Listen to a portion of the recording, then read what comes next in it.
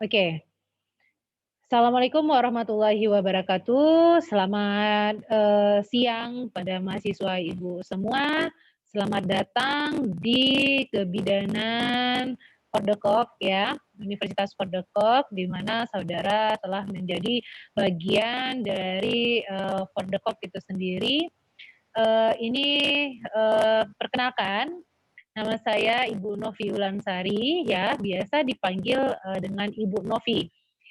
Di mana, saya mengajarkan tentang biostatistik ya, karena basic Ibu, adalah SSTMKes, di mana Ibu adalah tamatan dari D4 Kebidanan dan juga tamatan S2 Kesehatan Masyarakat. Nah, di sini Ibu, diamanatkan untuk mengajar biostatistik, ya.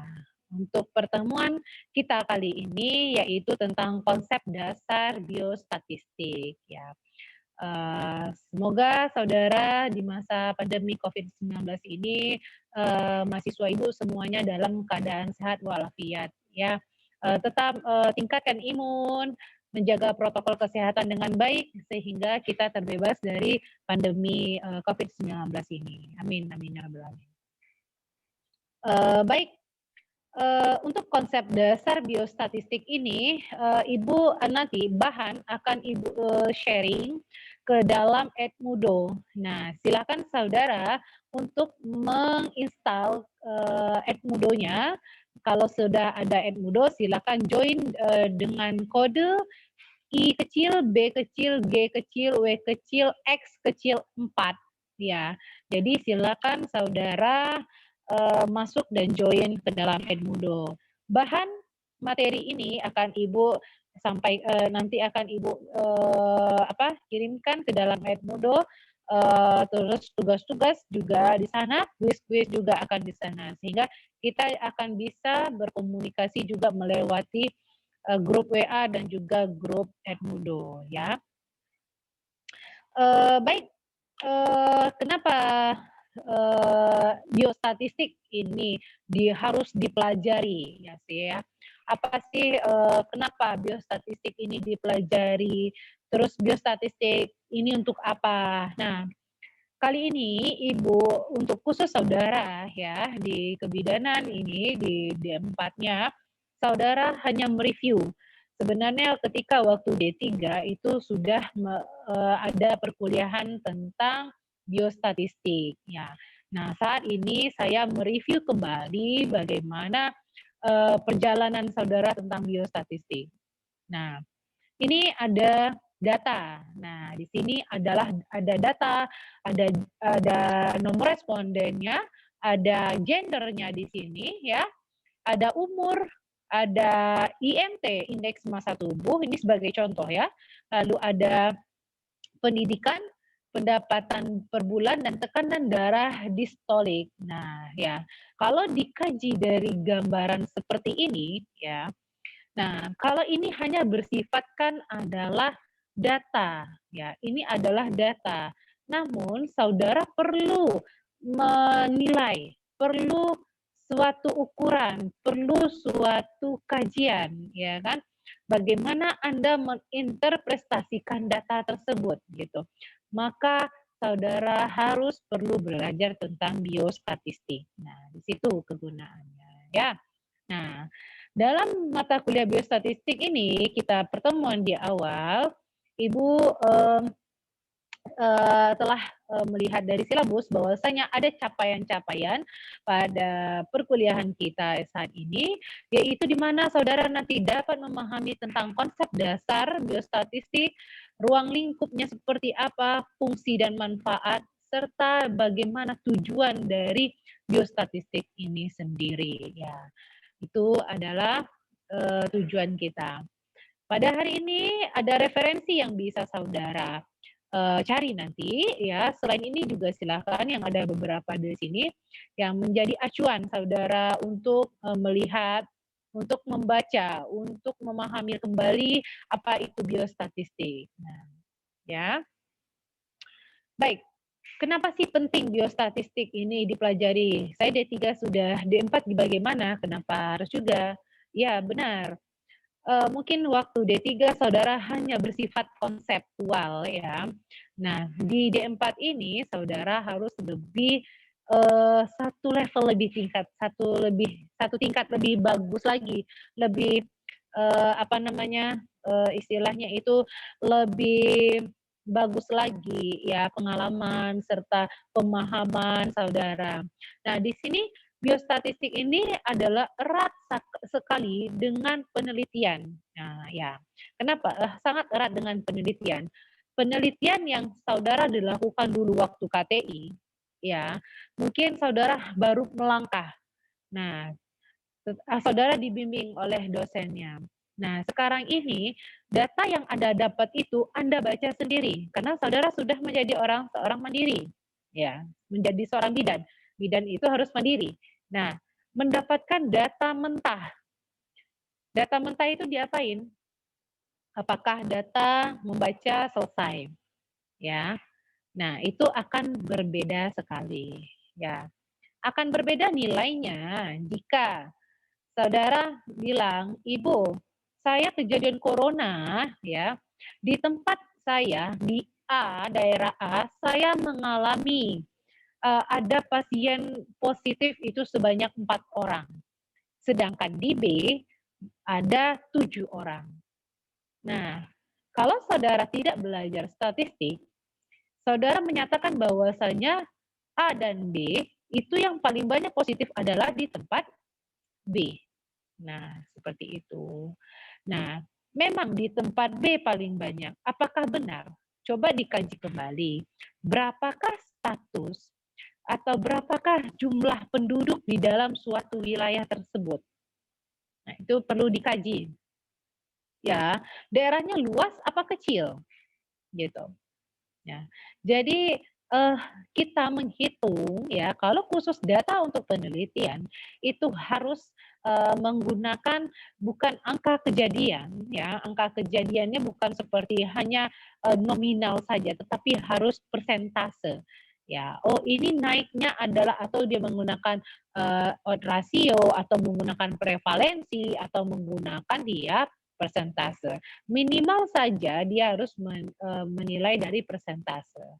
Contohnya lagi ya, imunisasi targetnya adalah 90% ya, misal di dalam satu puskesmas 90%. Tetapi saudara menemukannya kenapa kemarin 17 orang yang nggak imunisasi tahun kemarin, tahun sekarang ada 20 orang yang tidak imunisasi. Saudara ambillah menjadi judul penelitian saudara. Karena dinyatakan kalau mengambil judul ada permasalahan. Kalau ada permasalahan, datanya meningkat. Padahal itu angka kejadian nominal saja. Antara jadi 17 menjadi naik 20 saja. Tetapi saudara tidak menghitung secara biostatistik bahwasanya 17 itu berapa sih balitanya gitu. Nah, tahun ini 20 orang, berapa sih balitanya gitu. Jadi harus menggunakan persentase. Ya, itu nanti berhubungan di latar belakang saudara dan juga di hasil penelitiannya. Kalau seandainya saudara menyatakan seperti itu, nanti bisa-bisa saudara tidak di-ACC-kan judulnya. Ya, itu di latar belakang satu untuk memperkuat data saudara. Oke, kita lanjut ya. Nah, sekarang Ibu sudah panjang cerita tadi ada biostatistik, biostatistik. Nah, sekarang apa sih Bu biostatistik itu gitu ya? Biostatistik itu apalagi ada statistik kesehatan. Saya nggak ngerti Bu, saya nggak paham. Statistik itu apa? Ya, statistik itu asal katanya itu adalah status ya. Status ada bahasa latinnya adalah negara, states Inggrisnya adalah negara. Di mana data-data ini semua berhubungan dengan negara. Negara itu butuh data, butuh. Ya, sangat butuh. Ya. Jadi apapun sedikit-sedikit data. Ya, kita ngomong penelitian ini harus berdasarkan data dan fakta yang ada. Nah, jadi apapun kita butuh data. Ya, mau pergi kantor capil, saya butuh datanya apa saja, apa perlu data, semua perlu data. Ya, jadi untuk pemilu butuh data. Nah, sensus penduduk mencari data. Ya, jadi kita semuanya hidup di negara ya, terutama di Indonesia itu adalah membutuhkan data. Ya, baik datanya tenaga kerja, data dari kehutanan, dari pendidikan, kesehatan, alat kesehatan itu harus memiliki data sehingga data itu kita pergunakan sesuai dengan tanggung jawab yang ada ya. Nah, biostatistik itu statistiknya itu adalah suatu kumpulan ya, suatu kumpulan konsep dan metode yang digunakan untuk mengumpulkan ya, untuk mengumpulkan dan menginterpretasi data tentang bidang kegiatan tertentu dan mengambil kesimpulan dalam situasi di mana ada ketidakpastian dan variasi ya. Nah, di situ ada variasinya sehingga eh, ada perempuan, ada laki-laki, oh umurnya ada 20, umurnya ada 30, 40, ada variasi. Nah, statistik adalah hanya baru mengumpulkan datanya. Ya, bagaimana kita melihat sekumpulan itu menjadi suatu interpretasi datanya. Ya, ada perempuan, ada laki-laki. Ya, kita sebagai statistiknya kita pilih berapa perempuan, berapa laki-laki. Kalau misalnya ibu hamilnya ada 20, ada 40, ada 45 bahkan, ada yang 17. Nah, lihat aja penggolongannya yang termasuk dari kurang dari 20, 20 sampai 35 dan lebih dari 35. Nah, itulah yang dinamakan statistiknya. Ya. Nah, di kesehatan itu merupakan statistik kesehatan merupakan data atau informasi tentang data-data tentang masalah kesehatan ya. Nah, di sini juga ada pun ruang lingkupnya. Biostatistik ini di dalam kesehatan ya. Di medis dia butuh berapa yang mati, berapa yang kecacatan, ya butuh datanya. Kesehatan masyarakat seperti bagaimana pandeminya ya, terus kependudukan berapa jumlah penduduk kita, berapa jumlah penduduk yang laki-laki, berapa jumlah penduduk perempuan harus diketahui sampai ada penggolongannya di dalam ruang lingkup ini. Ada kesehatan lingkungan ya, yang hidup di dataran tinggi, yang hidup dataran rendah ya, kesehatan kerja. Bagaimana kesehatan kerja ini dampak misalnya asap dari semen padang terhadap kesehatan kerja pada orang pabrik misalnya seperti itu. Berapa anggota orang pabrik? Apakah termasuk laki-laki atau perempuan? Nah, itu juga dilihat lagi. Lalu ada administrasi kesehatan tentang rumah sakit. Berapakah data kepuasan dari pasien terhadap rumah sakit? Dan juga gizi. Gizi itu ada berapa yang stunting, berapa yang kwashiorkor, ya kan? Ada balita buruk, ada siapa yang balita sehat. Itu juga kita ukur dengan biostatistik, ya. Itu juga kita ukur dengan biostatistik. Nah, fungsi statistik dalam kesehatan. Nah, banyak sekali fungsi statistik kesehatan yang ada pada kesehatan pada kita, khususnya di kebidanan juga banyak ya. Perencanaan suatu program pelayanan kesehatan. Misalnya, perencanaan program pelayanan kesehatan di BPM selama COVID-19 ini banyak yang bidan terlalu positif. Ya sudah, perencanaannya seperti apa? Nah, ke bidan jika perlu saja. Nah, penyelesaian masalah suatu penyelesaian masalah jika terjadi masalah kesehatan bisa kita selesaikan dengan statistik. Kita lihat datanya. Lalu analisis berbagai penyakit. Ya, mungkin seperti gini. Kita menganalisis penyakit, ada yang penyakit waktunya cepat, ada penyakit waktunya lama. Seperti COVID-19 ini, penyakit ini adalah penyakit dalam periode waktu tertentu, ya. Dan tertentunya adalah periode waktu sekarang ini kejadiannya, tapi belum tentu waktunya kapan kita saat ini kita berakhirnya. Nah, sampai kapan periodenya kita belum tahu. Nah, di situ kita menganalisis suatu penyakit ini. Lalu menentukan penyebab timbulnya dari mana. Ini menggunakan statistik. Mengujinya manfaat obat ya, banyak ya kemarin ini anak D3 juga, anak D4 dia penelitiannya mengajarkan tentang bagaimana manfaat misalnya daun kelor ya, daun kelor terhadap penambahan pada ASI pada ibu menyusui. Nah, di sini statistik juga akan menjadi suatu alat uji ya, alat uji bagaimana saudara menyatakan dia itu bermakna atau tidaknya. Nah, itu kita menggunakan statistik. Secara administratif, di mana statistik ini dapat memberikan penerangan tentang kesehatan kepada mahasiswa. Seperti ini loh, data yang banyak ini saudara KKN sehingga saudara harus musyawarah dan saudara jabarkanlah Bapak Ibu angka kejadian COVID-19 di tempat Bapak Ibu ini meningkat dari awal bulan ke bulan. Nah, ya. Nah, jelaskan berapa sih persentasenya. Jadi, sehingga masyarakat tadi mengerti dan paham dia terhadap apa yang kita sampaikan sebagai tenaga kesehatan. Jangan ketika kita datang di lapangan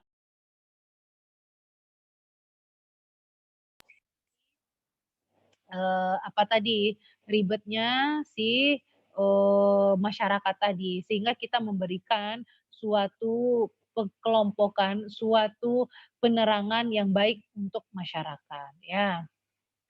Nah, apa sih tujuannya? Ya, tujuannya itu memberikan gambaran ya, memberikan gambaran atau ukuran mengenai, status ya, mengenai status, bagaimana mengenai derajat kesehatan, angka kematian bayi, angka kematian ibu, angka kesakitan, itu akan memberikan suatu gambaran. Lalu untuk mengevaluasi program kesehatan, apakah saat ini program kesehatannya berjalan apa tidak? Misalnya seperti imunisasi harus 100%. Tapi programnya sekarang ini kenapa nggak jalan? Sudah berbulan-bulan ini tidak ada 100%, hanya 80 sampai 70 misalnya. Berarti ada kita evaluasi bagaimana kita mengejar menjadi 100% tadi untuk merencanakan satu program kesehatan. Nah, tadi nggak tercapai nih imunisasinya, harus 100%. Ya udah, untuk mengejar dari 80 menjadi 100, 20%-nya kita harus visit, ya, visit kunjungan rumah ke rumah. Nah, itu adalah salah satu perencanaan kita, sehingga nampaklah dia. Data tadi nampak, lalu kita hitung, kita interpretasikan datanya, lalu kita membuat suatu evaluasi. Oh, ternyata sudah tuh kita evaluasi, lalu kita rencanakanlah hasil dari interpretasi dan evaluasi kita tadi. Oke. Nah, di sini ada pengelompokan statistik, ada pengelompokan deskriptif dan inferensial ya.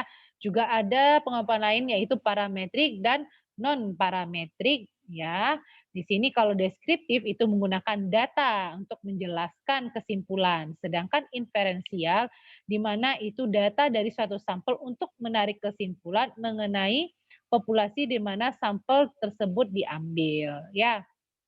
Ada di apa, kalau deskriptif hanya menjelaskan umur, jenis kelamin, status perkawinan ya, sedangkan, statistik inferensial itu menganalisa hubungannya lagi ya, hubungan antara berat badan ibu hamil dengan berat lahir, nah gitu. Jadi kalau deskriptif satu-satu yang kita baca, sedangkan inferensial itu penggabungan atau menghubungkan antara satu variabel dengan variabel yang lain. Nah, jenis statistik lainnya seperti parametrik non parametrik. Parametrik itu menggunakan asumsi mengenai populasi ya, membutuhkan dia kuantitatif ya. Sedangkan untuk non parametrik itu menggunakan lebih sedikit asumsi di mana dia menggunakan bersifat adalah dia kualitatif ya. Nah, bersifat kualitatif begitu. Nah, ini diagram alur pembagian statistik tadi. Ya, di sini ada data sampel, ya.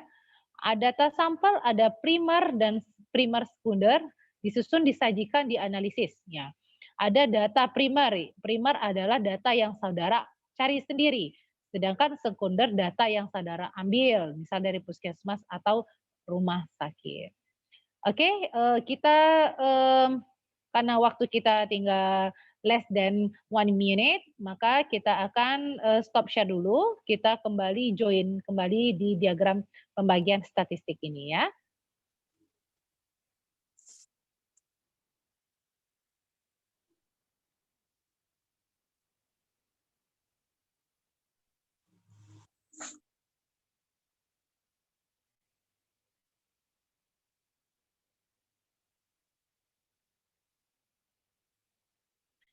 Kembali join ya.